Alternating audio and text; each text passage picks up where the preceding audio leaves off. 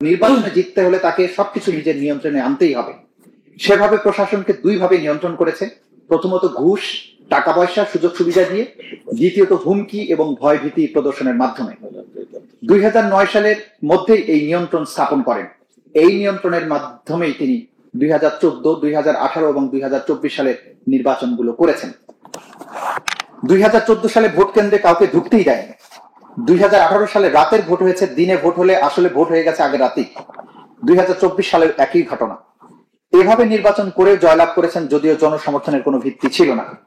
এই সব নির্বাচনে দেখা গেছে যে তার দল 300 সিটির মধ্যে 4-5টি সিটও পাবে কিনা সন্দেহ। এরপরে তিনি জয় হয়েছেন শুধুমাত্র প্রশাসনের উপরে চূড়ান্ত নিয়ন্ত্রণের কারণে। এটা গোপন কিছু না, সবাই জানে। একটি সরকার যদি চায় যে তারা এইভাবে নির্বাচন নিয়ন্ত্রণ করবে, তাহলে সেটা ঠেকানো কঠিন। শুধু নির্বাচনের কারচুপি নয়, রাজনৈতিক প্রতিপক্ষের উপর নিষ্ঠুর দমন চালিয়েছেন শেখ হাসিনা। কোন রাজনৈতিক দল যাতে কার্যকরভাবে নড়াচড়া করতে না পারে সেজন্য নির্যাতনও করা হয়েছে। প্রচুর মানুষকে গ্রেপ্তার করেছে, বছরের পর বছর আটকে রাখা হয়েছে বিনা কারণে। আয়নাঘর নামে টর্চার সেল তৈরি করা হয়েছে, যেটা শেখ মুজিবের আমলেও ছিল না। শেখ মুজিব বিরোধীদের সরাসরি হত্যা করতেন, শেখ হাসিনা শুধু হত্যা করতেন না, নির্যাতনও করতেন এবং এতে এক ধরনের বিকৃত আনন্দ পেতেন।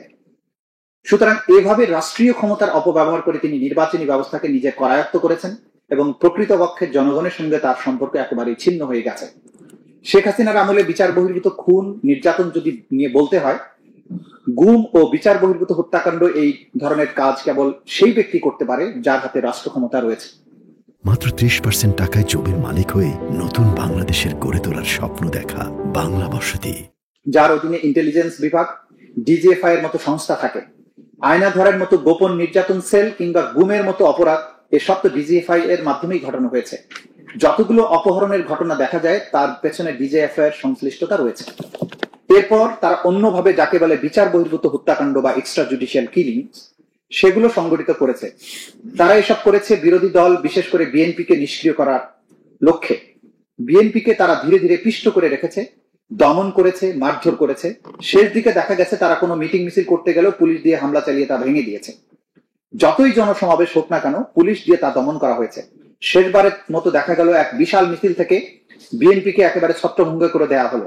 এইভাবে পুলিশ দিয়ে মারপিট করলে বিরোধী পক্ষ যারা নিরস্ত্র, যারা পাল্টা সশস্ত্র আক্রমণ করতে পারে না, তারা ধীরে ধীরে স্তিমিত হয়ে পড়ে, অকার্যকর হয়ে যায়।